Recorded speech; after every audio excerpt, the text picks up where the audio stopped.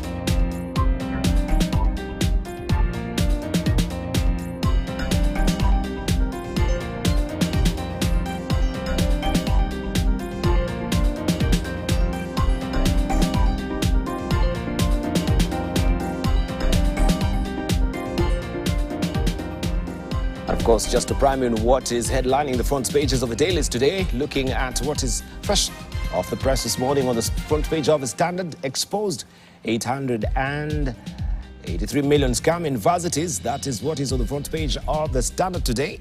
It's all about accountability. Parliament is investigating how Higher Education Placement Agency KUCCPS disbursed 803 million shillings to finance students who had already graduated from private universities following Auditor General Nancy Gadungu's revelations, and you have the story on page 2 of the Standard today. 201 million shillings, the amount that 15 universities are to refund to the government for students not blessed by KU CCPS. You can follow the story as I've mentioned on page 2. Also, Ruto MPs ram housing bill through Parliament. Opposition MPs walk out of House as President William Ruto scores his third and crucial win with the passage of the Affordable Housing Bill 2023 that introduces new taxes on Kenyans to fund the head of state's pet project. You have a story on page 4 of the Standard today. On the side by Raila succession, Titans line up to take the mantle. The Raila succession is a debate that has been muted but has gotten a new lease of life after the ODM leader announced his interest in shifting his attention to continental politics with a shot at the chairmanship of AU Commission. You have a story on page 8 of the Standard. Postmortem reveals how Kiptum died. Chief Government Pathologist Johansson Odwor says the marathon world record holder had skull fractures, had broken ribs in an accident that also killed his coach. That is all covered inside the Standard today on page 13. And also remember, get all the wiser as far as the real estate is concerned. Every Thursday you have an opportunity to get this, and that you have it in the Pull-On magazine, why the size of urban units has been shrinking. You can follow the story inside the Standard today. Looking at the teaser on top, debt repayment swallow 98% of January revenues. Debt repayment swallows 98% of January revenues. Ruto adds 3 trillion shillings to public debt. 3 trillion shillings to public debt. And parenting also, YouTuber thrown in. You can follow the story on the world pages of the Standard today on page 22. EPL rest Titans at the top. That is on page 40 of the Standard this morning. Let's see what we have on the front page of the Daily Nation. Allow me just to scroll over there, where we have 149 MPs who exposed who failed Kenyans, it says. Azimio MPs stormed out of the chamber during a vote on proposed amendments on a crucial vote on a bill imposing housing levy that has generated huge public interest. Came up in the House on Tuesday evening. 149 MPs, despite their previous public show of approval or disapproval, were a no-show. An even bigger group snapped the final legislative stage yesterday. This story is on page 7 and 8 of the Daily Nation. Absent, their names are given here: Shurie Abdi Omar of Jubilee Party, Sagon Florence Jamatia of UDA. We have Kamuren Charles, UDA, Omanyi Innocent Obiri, that is Wiper Democratic Party, Barongo Nolfanson Obadiah, that is ODM, Kilel Richard Cheriot, UDA. These were absent. Also, we have Yegon Richard Kipkemboy of UDA, Mamwancha Onchoke Charles, UPA, Ogola Gideon Ochanda, ODM, Obilianga Catherine Nanjala, Ford Kenya, also Yakub Ado Kuno, UPIA, Shimbwa Omar Mwinyi of ODM, and the rest of the names are listed on page 7 of the Daily Nation this morning. Also, roadmap to fix debt mess, pays suppliers. This is what we have here. Parliament Budget Office recommends reduced borrowing to manage public debt that has surged past 11 trillion shillings, together with reserving 20% of budgetary allocations for staggered payments of 794 billion shillings owed to suppliers to boost private sector productivity. The economic experts say the country could begin to turn the tide. And you have a story on page 4 and 5 of the Daily Nation with this story. And President's also remarks are here. Yesterday marked a significant financial milestone for Kenya as we successfully settled the buyback of a substantial part of a $2 billion 2014 Eurobond that was scheduled to mature on 24th June 2024 by paying $1.5 billion raised on 12th February 2024. This story, you have it inside the Daily Nation on page 4 and 5. And this is also enumerated for you here. We're out of debt hole. First, borrowing should not exceed 722 billion shillings in the 2024-2025 financial year. Secondly, allocate 150 billion shillings annually over the next 5 years to pay suppliers, boost private sector.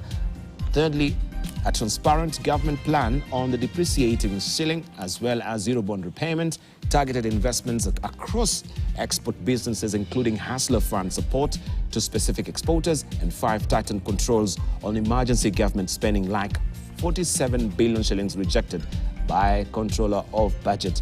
That you have it inside the Daily Nation. On the side, by head injury caused Kiptum's shock is on page 35. On integrity, private firms running e-citizens, auditor says the state has little control over e-citizen payment portal. Auditor General Nancy Gadungu has said, warning that this could compromise accountability of the billions of shillings processed through the platform. And you have a story on the back page of the Daily Nation this morning. Also, ministers put on notice as cabinet retreat ends. That is another story that continues inside the Daily Nation on page 10. And also, Embakasi fire victims lament empty promises by state officials. That story on page 2 of the Daily Nation. Let's see what we have on the front page of the Star. Joho versus Oparanya. Big split on Raila's successor. Leading ODM insider differ on who should take over as former PMI's AU top job. That is a story you can follow on page 6 of the Star this morning. And marauding Tana River Jumbo translocated to Tsavo National Park. You can see how the task was Herculean there for the Kenya Wildlife Officers. A stray elephant roams Kitera village in Tana River County. KWS veterinary and capture teams darts and capture the elephant, loads it onto a truck ready for translocation to Tsavo National Park on February 10th. The elephant had become an attraction to the village or the villagers there. Read all about it inside the Star. Private varsities to refund 219 million shillings as MPs start investigation. That is a big financial blow, and you can read all about it inside the Star this morning. CBC caught in 4 billion shilling scandal. CBC caught in 4 billion shilling scandal. That is another story you want to follow inside the People Daily this morning.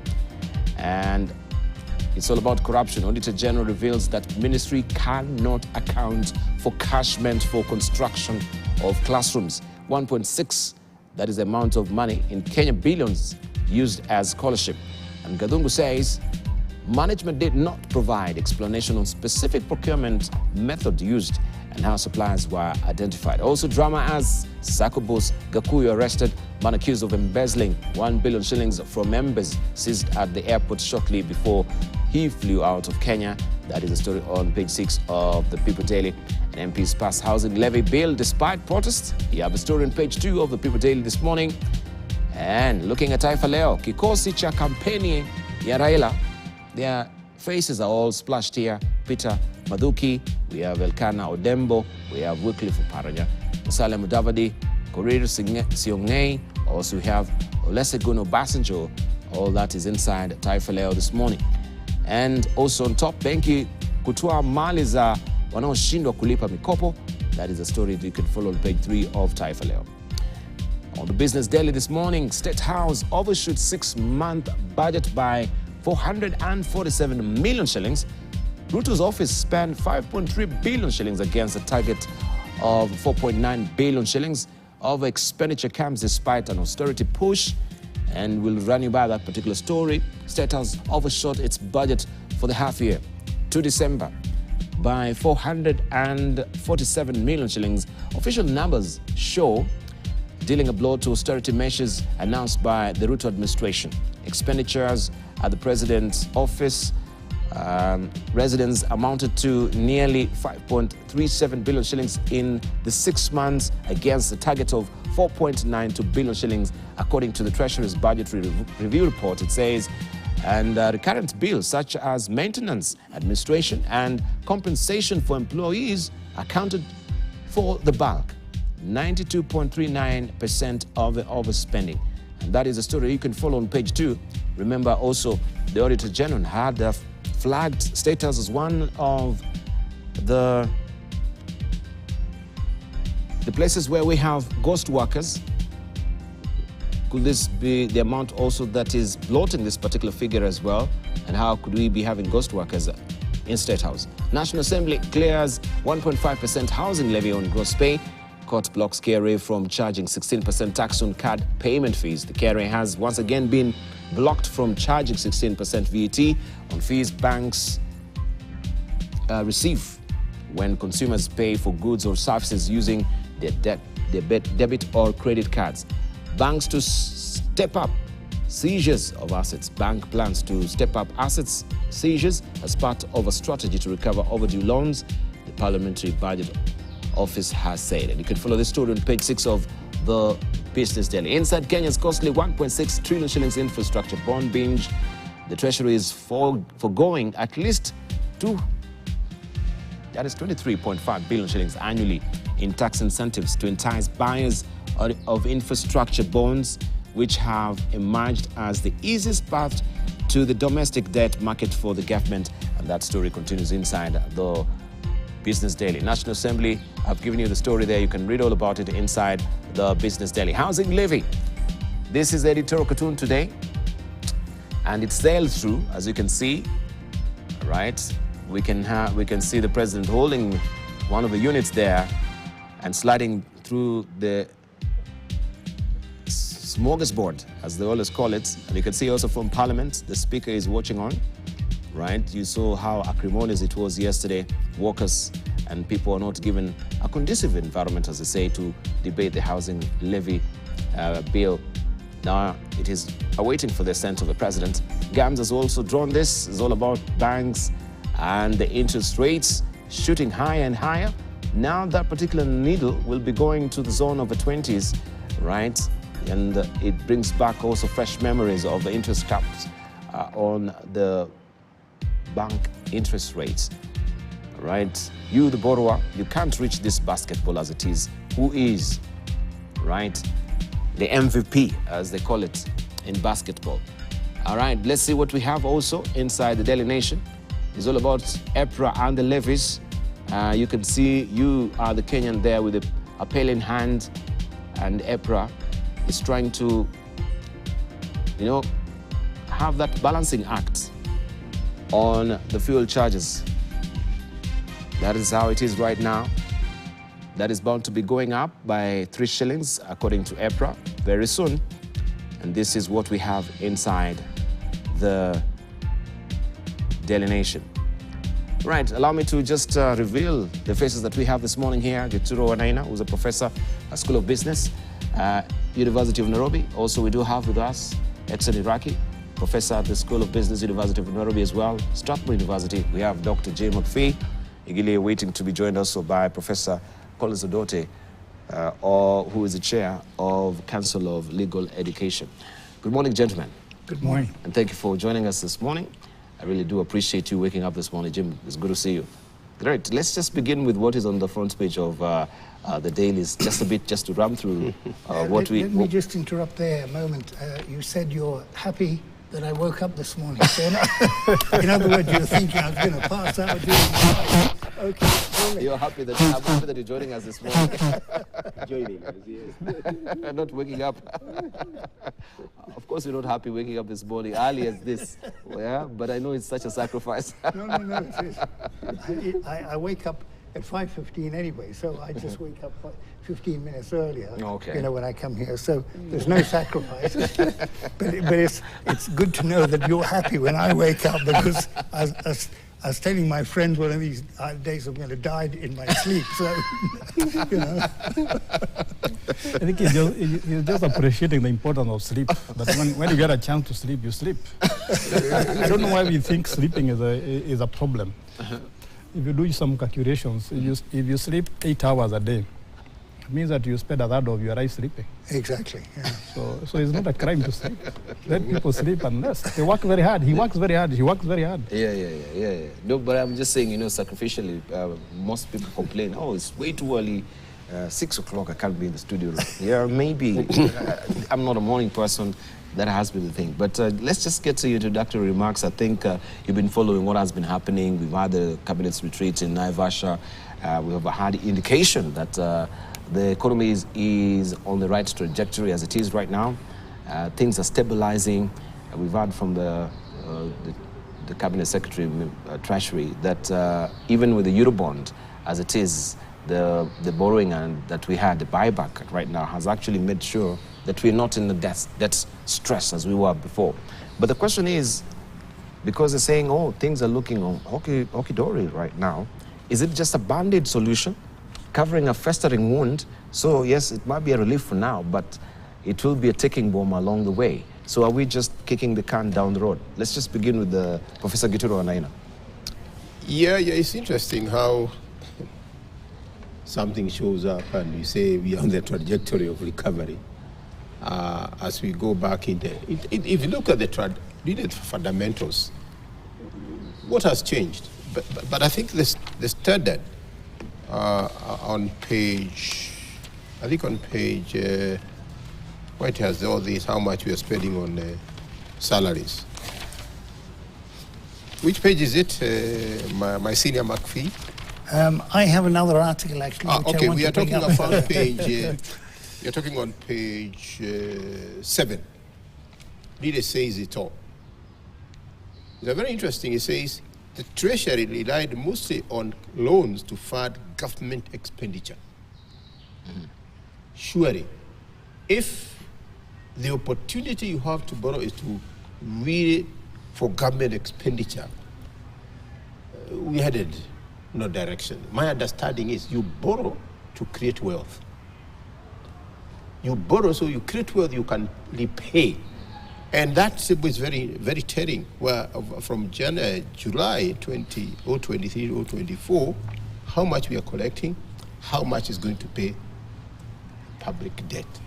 So you're collecting 1.165 trillion, that's January this year, and you're paying 163 trillion.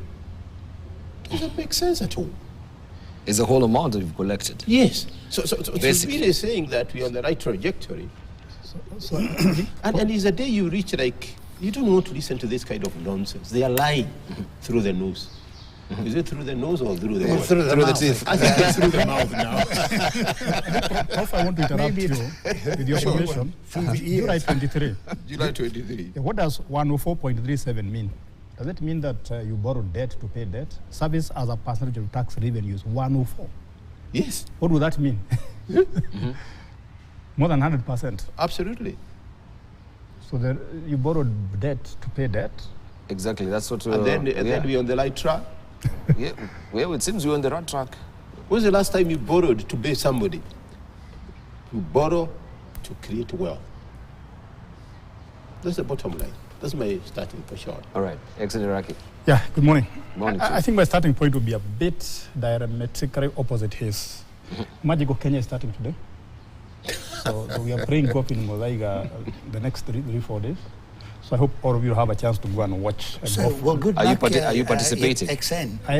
You're a star golf player, aren't you? But I don't want to say in public, but... no, let him disclose his handicap. He's got a handicap of -3. That was my dream. But I think when we can digress a bit from money and talk about golf, because I believe that's one area where Kenya has not been doing very well. Sunshine, 365 days, no winter, a very young population. So we hope it's going to compete with athletics as one of the sources of income for the youngsters. So even if you don't go to Mozaiga, please watch TV on the TV and cheer up those guys or those young men. Number two, this issue of we have turned. That was the president said that the economy now seems to have reached the bottom and is going up. But my argument is, and let's give credit where it is due. I think the government has changed its communication strategy. Anytime you see some good news, you amplify it. For example, when we paid the Eurobond, part of Eurobond, the president went to the public and said the shilling will appreciate to a level we have never seen. The deputy president said, start selling those dollars. CS Korea said the same. So I think the government is just trying to look for good news and amplify on it. But as my prof said, the fundamentals remain the same.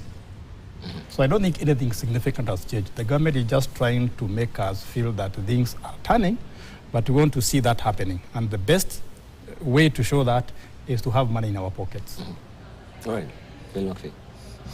Well, first of all, it's interesting, you know, Julius Kipingetich has an article on page 16 of the Standard, Reasons Why Startups Flounder and What Can Be Done to Steady Them. I think that's an article which is very, you know, it's worth reading, Matt. But why I mention him at all is that I was in a meeting with him, could it be a month ago or maybe 6 weeks ago, but anyway, it was a recent meeting. And he said, well, you see, when the pressure on the Eurobond is going to be alleviated, where, number one, everyone was quite clear that we were not going to default, okay? I was in a meeting with Felix Koske last year, and it became clear, you know, I actually invested in one of the Eurobonds. I took my pension money out of the pension fund. I can do that because I'm now over 100 years old, you see. So the situation is, though, I took my money and I invested... The whole stock? The whole thing. And I put it into a Eurobond, yielding 17.9375%, 18% per annum. In fact, the Eurobond that was closed this month, in fact, the Kenya government actually is paying 18.4% on that particular bond. And, you know, they wanted to raise 70 billion shillings. In fact, they actually accepted 230 billion.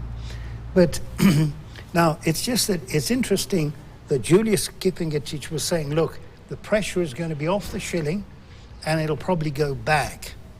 I have a friend who, he also took his money out of his pension fund. He said, you know, look, the Kenya shilling is going to go to 200 shillings to the dollar. He, in fact, converted it, you know, at 160 shillings to the dollar. I met him yesterday and I said, you know what the exchange rate at the moment is? If you look at the Central Bank of Kenya, it's 141 point something. Let's say 142 shillings per dollar. He's actually lost, for every dollar that he's bought, he's lost 18 shillings. And last Thursday, in fact, the Central Bank of Kenya, there was panic in the market last Thursday because the Kenya shilling went down to 100, well, the Kenya shilling, shall I say, went up to 139 shillings. The dollar came down from a couple of weeks ago, 160 to 139. And in fact, in order to steady the market, the Central Bank of Kenya went in to actually buy dollars. You know, in other words, people were offloading their Kenya shillings.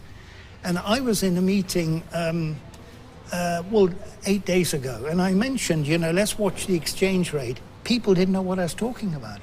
But I was looking there, it already at that time, a week ago, 8 days ago, it was at 157. So a lot of people have been speculating against the dollar. And, you know, you see, I'm in a company where we actually borrow, all right? We carry out a certain activity where we do that on borrowing. We then actually sell the product and we repay the borrowing. Now, when we look, all of these articles here, okay, always include capital expenditure in the government revenue account. And the result is that we're saying, look, we've spent all of our money repaying debt. Yeah, but wait a moment. You know, in this company where I'm a director, we borrow. Now, you could in fact say that that's going to be part of our income, but that is something that it's a capital expenditure. So I always feel that, you know, here we've got to have clarity. We've got to say, now, wait a moment, what is the government revenue, okay? What is revenue expenditure? Not repayment of loans. You're borrowing to do what? Well, you borrow because, you know... No, you specifically, this company, you're borrowing to do what? Well, we go in, we buy commodity.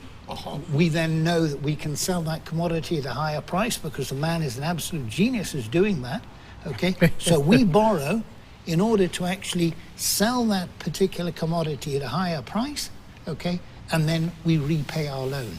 But you see, so often, you know, we're talking about, all this income, it's being used to repay.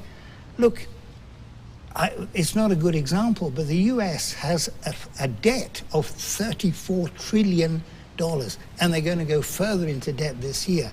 But that's because they've got all these armies all over the world and, you know, et cetera, et cetera. We could get into a whole lot of things there. But I think it's important to keep in mind, you know, I was talking to a man yesterday who, well, he wants to buy, you can actually buy the Eurobond, you can pay dollars in Kenya, okay, for that. And the rate of interest there is 10%, which is very, very high, okay?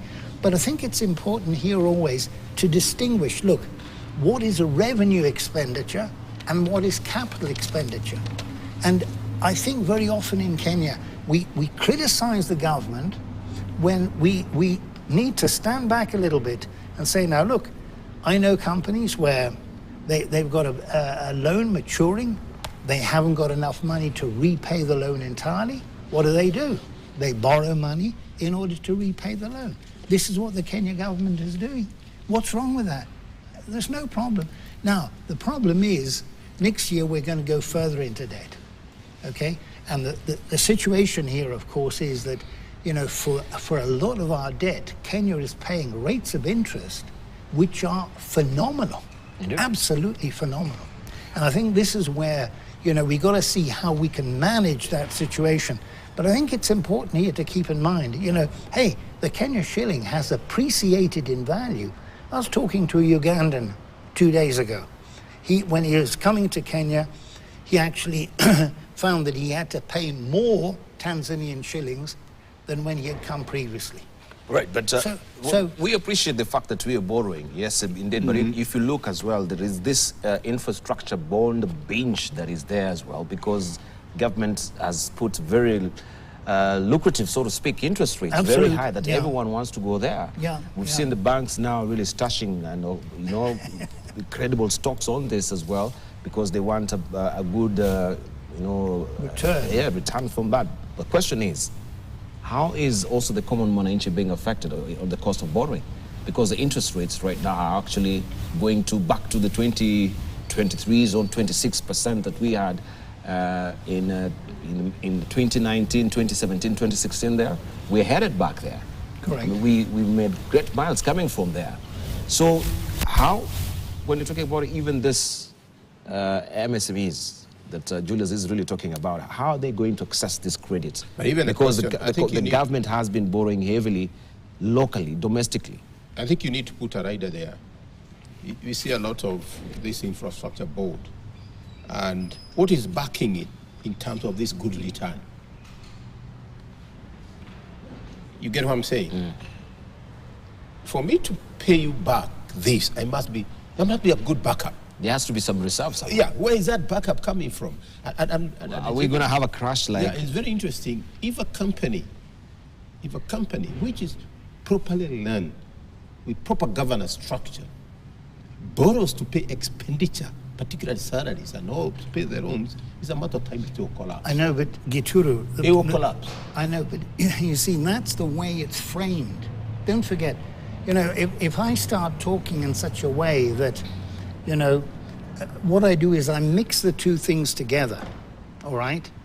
What happens is, it's rather like, you know, I've got a friend, he lives in Finland, and this guy has been brainwashed by the Western media.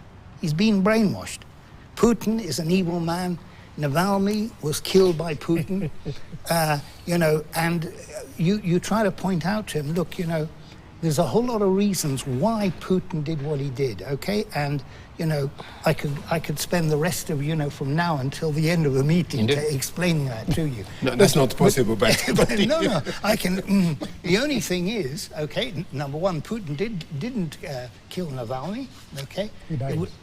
No, well, probably... You've done an investigation. A state may actually have been involved in his death. And that state has agents all over Russia, okay? And, you know, in this... Are you suggesting Ukraine? I'm not. it's a country which is further to the west than Ukraine. But you know, this is, you know, it's in the public domain, okay? Yeah. And I you know, think we can pursue that over a cup of tea. no, but the only thing is that you see, or a beer. we've got to report things correctly, because the way it's reported at the moment, and this is the whole of the media, the media say, look, we are in fact, all of the income is being spent on repaying this bond, but they don't keep in mind, hey, wait a moment, we're also borrowing to repay that loan. So, but it's always reported. We mix up capital expenditure with revenue expenditure. Now, in the companies where I work, okay, we say, okay, well, this is our income, this is our expenditure. We may have a loan which we want to repay, okay?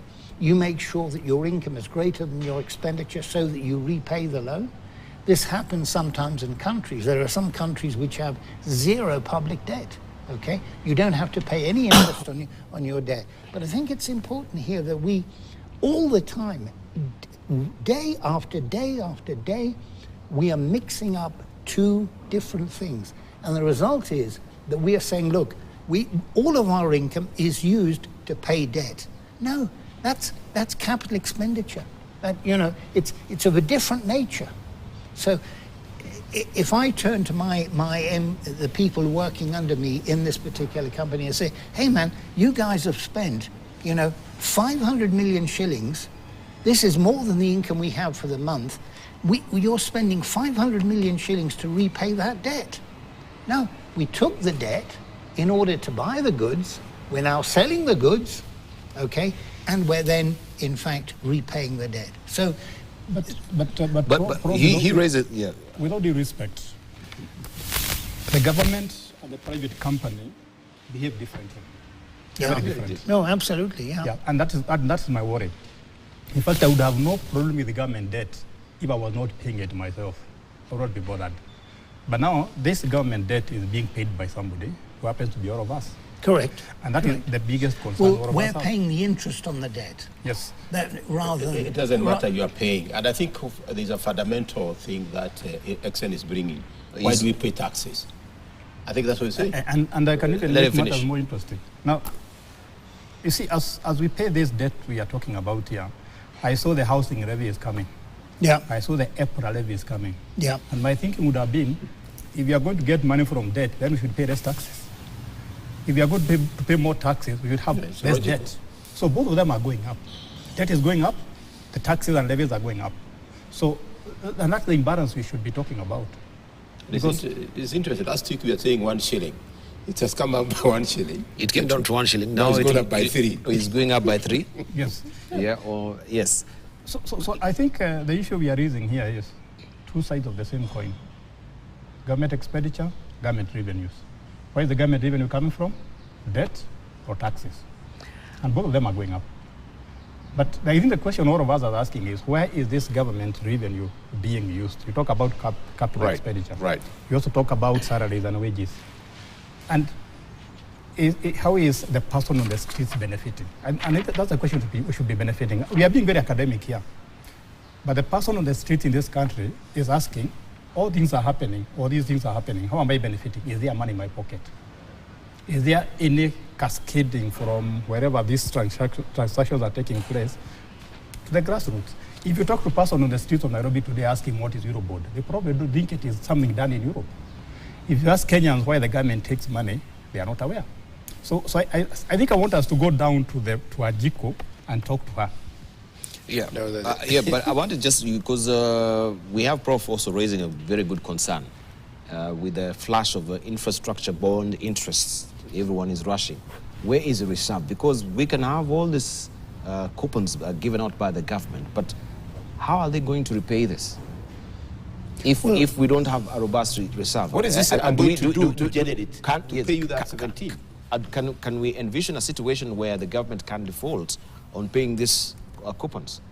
Yes, Yes. we can have that. Yeah, We can Ghana have. has done that, and they're, you know, I was talking yesterday to basically a man who was born in Argentina, and he was saying, look, you know, when he was looking at the whole thing of this infrastructure bond, he said, look, you know, this is exactly what happened in Argentina. And Argentina has just been fined by some international court $300 billion because of the fact that they actually, well, were massaging the numbers, okay? You know, they were saying inflation is so whatever percent it is, and in fact the government there was actually misreporting the numbers. They were stating it at a much lower level than what it should have been, and the result is that, you know, it's now come out that, you know, they've been fined for this.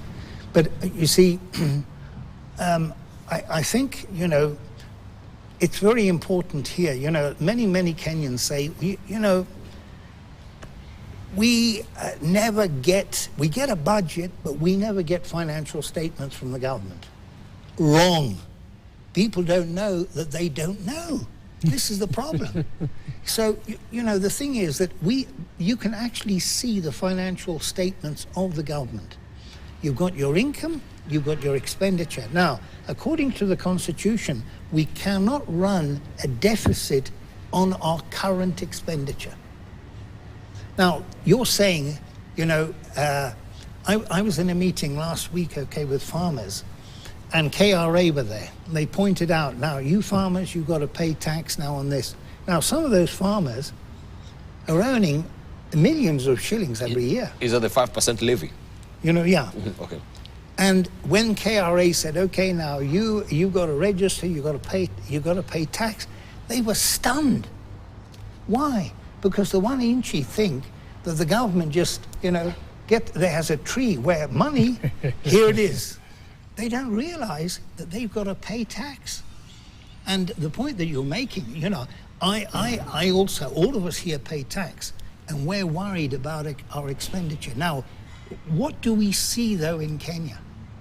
I know a company, I know this because I've got past students everywhere. They're my spies, you see.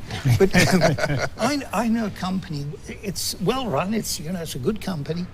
There's a gentleman there who, in order to go to play golf, as XN is suggesting, he used to use an Uber.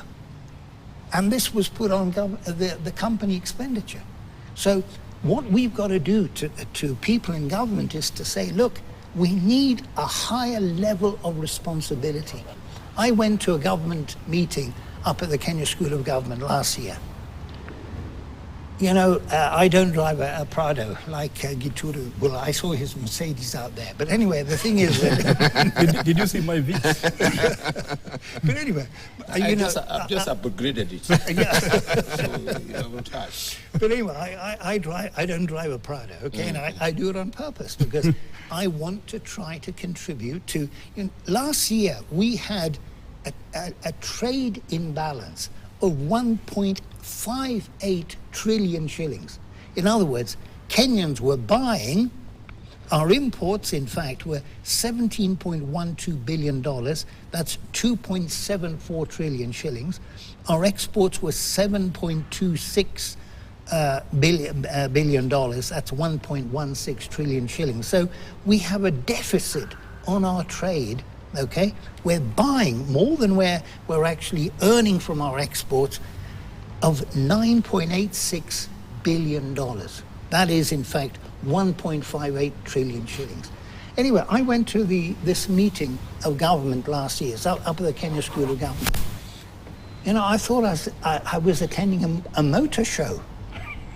You know, here's the latest cars, the latest Prado, you know, all of these government officials. You know, they were officers, but Sisini, officer, you know? So the thing is, you know, now, if we sold all those government vehicles, we'd actually repay our debt, you know? So what we've got to be very much more demanding of our government. Why do we pay tax? XN was asking that question. Why do we pay tax? Well, you know, there are people working in the government. One of the biggest expenditures that we have in our recurrent budget is the TSC. Okay, there's a lot of money there. That's why there's an argument between the CS there and also the head of the the teachers, so, you know, whatever it is, okay, the TSC. But, you know, in this particular case, we got to remember, those people get their salaries. Now, you were mentioning ghost workers. You see, what happens in Kenya, I know a young man, one of my past students, okay, he works in a government entity. Let me not mention which one, because otherwise he may lose his job. But, you know, they're short of staff there. But when you look at the payroll, we're fully staffed according to the payroll. Now, some of that money is obviously going to Tom, Dick, or Wino, who is actually maybe getting 2 salaries. He's invented a name where you're going to get the... Now, in all of the counties, this is happening. When we come to an election, everyone, you know, for example, in one of the counties, they said, okay, bring all of your vehicles here. Okay, now, you drivers, go and stand beside your vehicles. There are a whole lot of drivers who didn't have a vehicle to stand in. They're all ghost workers. So what you do is, when I become let's say, the governor of Nairobi, I get all the ghost workers out, and I bring my own ghost workers in. Hey, Gituru, kuja kunyonya matunda. Matunda ya uhuru tuseme. But I don't think Gituru is a ghost worker. I think he's a real worker. Actually, like you. I can confirm. Right. You've not been ghosting for so many years. All right, let's just get sentiment of how it went also down in Nakuru, where the 3-day executive retreat chaired by President William Ruto in Naivasha ended yesterday, with the president announcing the successful buying of a 2014 $2 billion Eurobond that was scheduled to mature in June this year by paying 1.5 billion shillings US raised this month. In his address, the president said the successful execution of both the buy and the new issue, that is a bond issue, demonstrates a strong investor confidence in the economy and its public debt management strategy through the international capital markets. The president also used the occasion to underscore the need for high levels of integrity among state officers to ensure that the available resources are channeled towards development. Room or space or opportunity for this administration not to deal with corruption firmly, decisively, and conclusively. As you heard in the meeting we had with the legislators and all the other groups, every principal secretary, every cabinet secretary is responsible for the decisions they make. Or if anybody comes to you and says, the president has said this, or I am a cousin, or a brother, or a relative of the president, and I want this or the other, please don't believe them. If I want anything from any one of you, I will call you myself.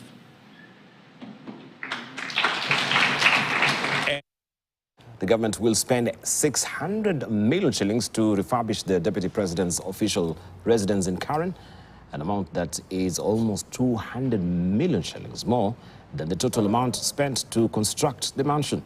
According to the Controller of Budgets report released on Tuesday, the construction, which began in July last year, will be completed in the next 4 years. The first lift, which comes a few days before the completion of the works at the State House, Nairobi, has raised questions as to whether the government is keen on the austerity measures, I should say, it promised, as KTN's political affairs reporter Emmanuel Toh reports.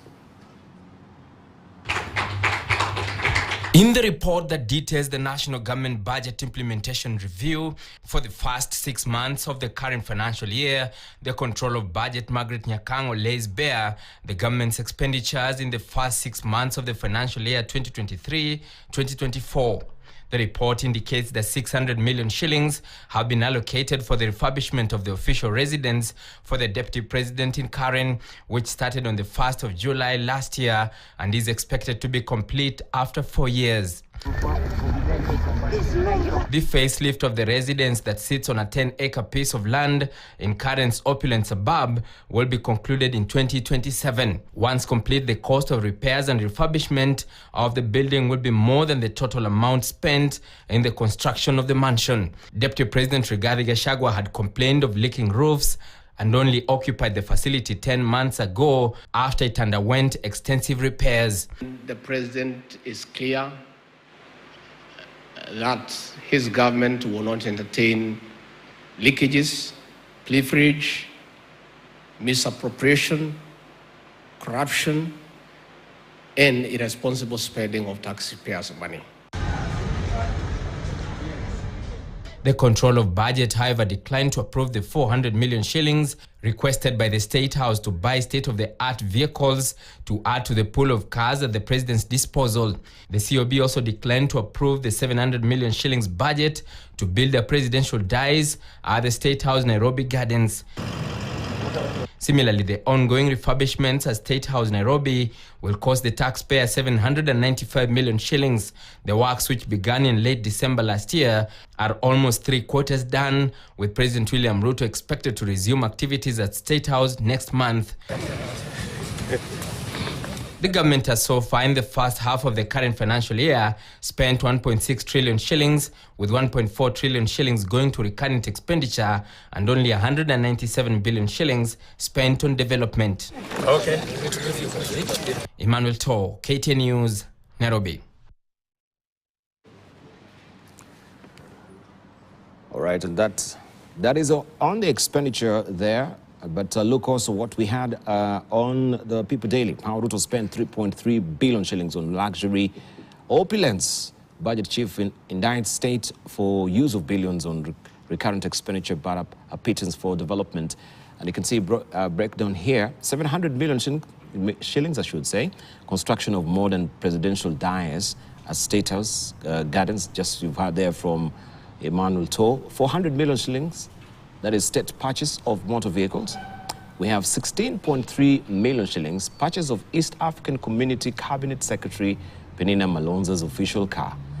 We're talking about 1.6 billion shillings to cater for the facelift of Kenya, that is Kenyatta International Conference Center as well. 3.3 billion shillings. We just want to put this into perspective. When you look at this, Gituro Wanaina, what will be your assessment? One word. What level are we correcting from all that expenditure? Read it, because at the bottom line, and I think, let's be a bit Leo here, and he has a very important question.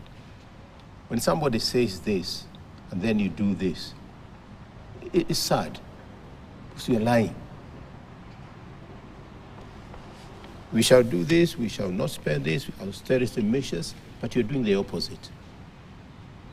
Look at those expenditures there. 16.3 for buying someone in East African registration, whatever the case might be. But the big picture here, it's really when you look in a business, and if you want, for the time being, you look business, government as a business. There are two sides of it. You are going to increase revenue. And by the way, the deficit, trade deficit started hitting us in the 70s. If you take data from 1960 up to today's, you can see that we're deficit. If you look at it, how do we enhance revenue? By going back to productivity. And it goes to what Exxon is saying. Productivity doesn't happen in State House. Productivity will never happen in Naivasha, where they were.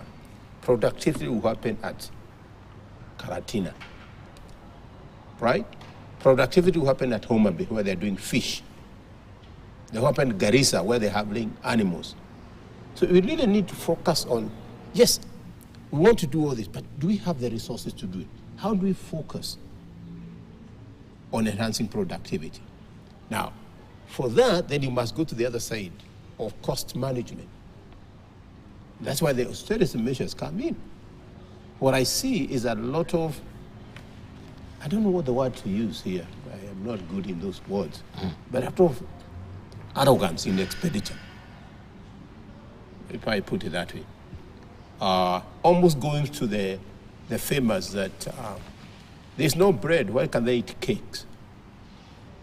That's who we are. People are saying there's no bread, there's no ugari on the table, and then why can't they eat bread? And I think it's something we as a country really, they must be facilitated, no problem. I'm not sure this house we are talking about, the deputy president, does it keep on being innovated? I thought that here was innovated, now it's being innovated. When's the last time you renovated where you stay? But you find some of the expenditures, we can't read it.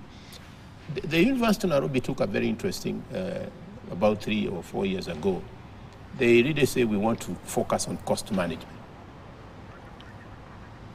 Somehow it has managed to struggle, and it's still struggling. And I think the government, that's what he's asking. He was asking, what does it mean to the Mwananchi? And I think we need to be real to what Mwananchi is all about.